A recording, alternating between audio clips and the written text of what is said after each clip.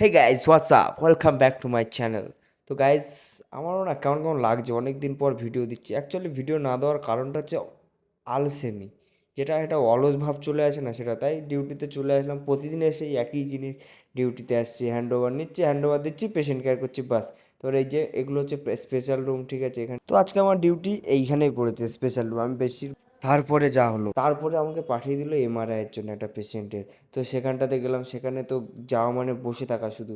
তারপর অনেকক্ষণ পরে পেশেন্টটাকে নিয়ে নিল এমআরআই করাতে। তারপরে আমি একটু ওয়াশরুমের দিকে চলে আসলাম বদনখানা দেখতে। তারপরে বেরিয়ে পড়লাম আমাদের হসপিটালের উদ্দেশ্যে, এমআরআই টেমআরআই করিয়ে পুরো। তো বাইরের দৃশ্যটা সে হায়দ্রাবাদে গ্রিনারি সেরা লাগে দেখতে।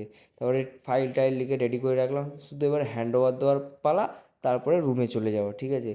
তো গাইস, বসে বসে এত আলসেমি লাগে, শেষের 1 ঘন্টা কি বলবো তোমাদের, ঘুম পেয়ে যায়।